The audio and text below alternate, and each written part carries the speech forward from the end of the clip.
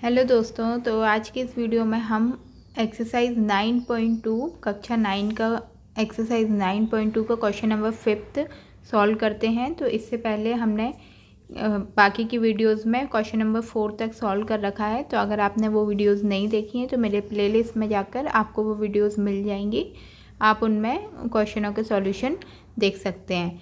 तो आज की वीडियो में हम क्वेश्चन नंबर 5 और 6 को सॉल्व करने की कोशिश करते हैं। तो सबसे पहले देख लेते हैं क्वेश्चन नंबर 5 एक्सरसाइज 9.2। तो एक बार क्वेश्चन को रीड कर लेते हैं क्या पूछा गया है। तो हमें क्वेश्चन इस प्रकार से ये आकृति दी है। तो आकृति 9.17 में पी क्यू आर एस और ए बी आर एस यानी कि पी क्यू आर एस इतना समांतर चतुर्भुज और ए बी आर एस इतना समांतर चतुर्भुज तथा एक्स भुजा बी आर पर स्थित कोई बिंदु है तो दर्शाइए कि area of P Q R S बराबर area of A B R S, मतलब दोनों समांतर चतुर्भुज के एरिया बराबर हैं। और सेकंड में हमें सिद्ध करना है कि area of A X S बराबर है half of area P Q R S, यानी कि इतना त्रिभुज ए एक्स एस ये बराबर है half of P Q R S इतने त्रिभुज के। तो चलिए इसको सॉल्व करते हैं। तो सबसे पहले देखिए क्वेश्चन में हमें पहले पार्ट में पूछा है कि पी क्यू आर एस यानी कि पी क्यू आर एस इतने त्रिभुज समांतर चतुर्भुज ए बी आर एस के बराबर है, इसका एरिया इस चतुर्भुज के बराबर है। तो हम सबसे पहले लिख लेंगे क्योंकि समांतर चतुर्भुज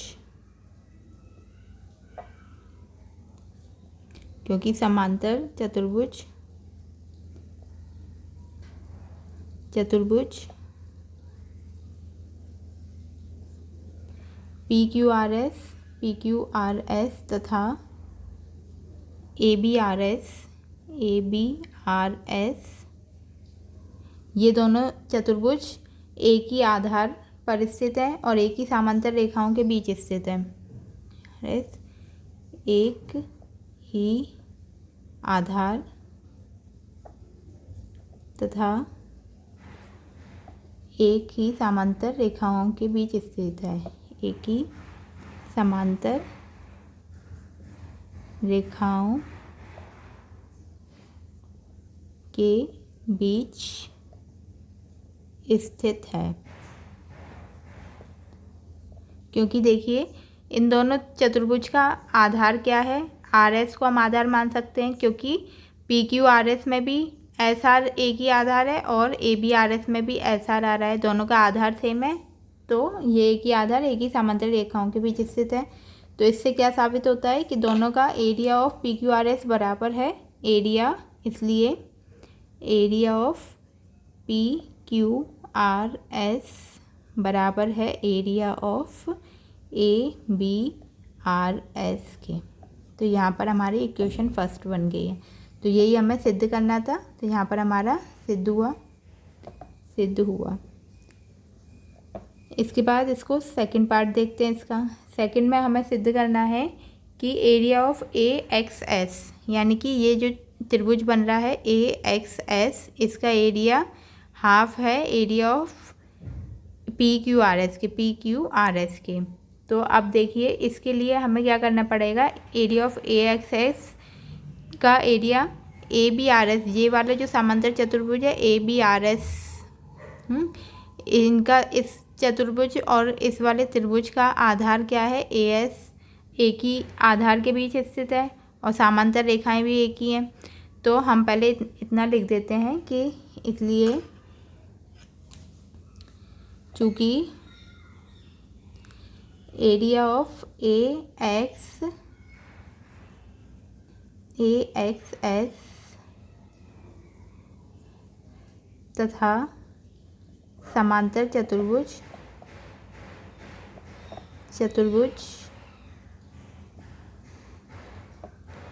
ए B R S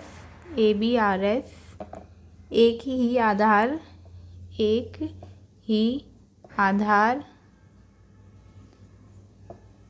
A S तथा एक ही समांतर रेखाओं के बीच स्थित है ए एस तथा एक ही समांतर रेखाओं के बीच स्थित है,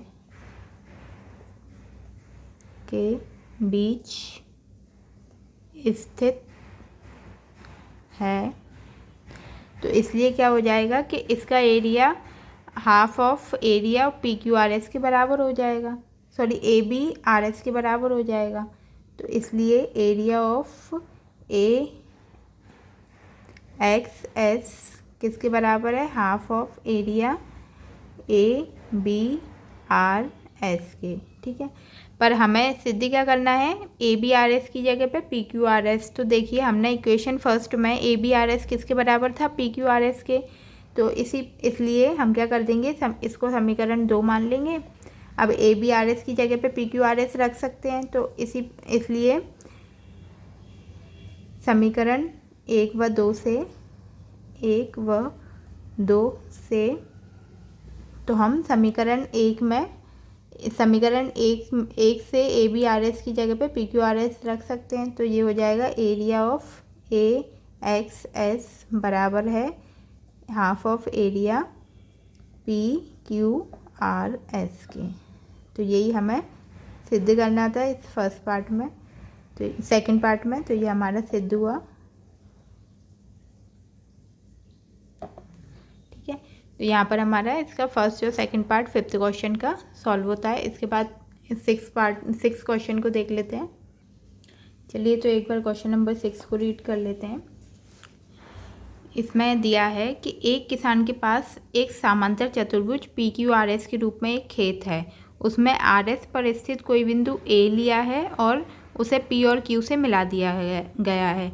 खेत कितने भागों में विभाजित हो गया है, इन भागों के आकार क्या हैं, और वह किसान के खेत में गेहूं और दालें बराबर भागों में अलग अलग बोना चाहती है, तो वह ऐसा कैसे करें। तो हम क्वेश्चन को बारी बारी से पढ़ के उसके अनुसार सबसे पहले तो इसका चित्र बना लेते हैं, आकृति तैयार कर लेते हैं। तो सबसे पहले बोला है किसान के पास एक समांतर चतुर्भुज पी क्यू आर एस है। तो ये एक समांतर चतुर्भुज हो गया पी क्यू आर एस। अब इसमें बोला है उसने कि आर एस पर स्थित कोई बिंदु ए है। पहले तो इसको नाम दे देते हैं P Q R S, P Q are और एस, और बोल रहे हैं कि आर एस पर कोई बिंदु ए है। ठीक है, अब उस ए को हमने पी और क्यू से मिला दिया है, उस बिंदु ए को पी और क्यू से मिलाने पर। ठीक है, तो इस प्रकार से हमारी ये आकृति तैयार हो गई। तो अब वो पूछ रहा है कि खेत को कितने भागों में विभाजित किया जा सकता है। तो अब ये आकृति तैयार करने के बाद खेत कितने भागों में विभाजित हो रहा है, तो एक त्रिभुज ये बन रहा है, एक त्रिभुज ये बन रहा है, एक ये, यानी कि ए पी एस एक त्रिभुज, ए पी क्यू दूसरा त्रिभुज और ए क्यू आर तीसरा त्रिभुज, 3 भागों में विभाजित हो रहा है खेत। तो इसको लिख लेते हैं कि खेत 3 भागों में विभाजित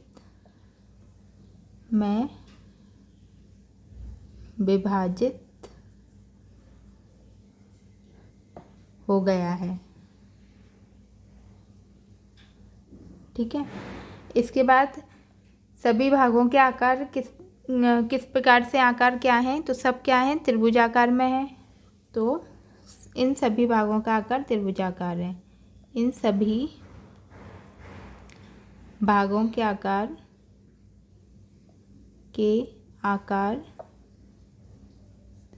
त्रिभुजाकार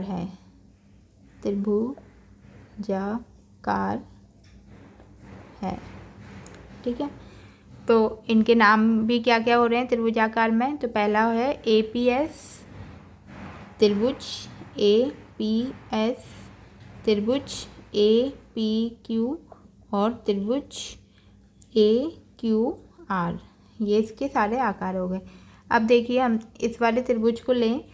अब अगला पूछ रहा है कि वह किसान खेत में गेहूं तथा दाल बराबर भागों में अलग अलग बोना चाहता है, तो वह ऐसा कर सकता है क्या। तो सबसे पहले हम देखेंगे कि ये देखिए त्रिभुज ए पी क्यू और ये समांतर चतुर्भुज पी क्यू आर एस, इनका आधार क्या है, एक ही आधार पी क्यू और एक ही समांतर रेखाओं के बीच स्थित है। तो इसलिए त्रिभुज APQ तथा समांतर चतुर्भुज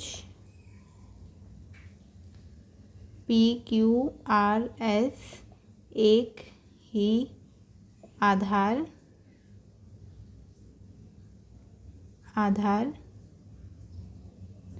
तथा एक ही समांतर रेखाओं के बीच स्थित है। एक ही समांतर रेखाओं के बीच स्थित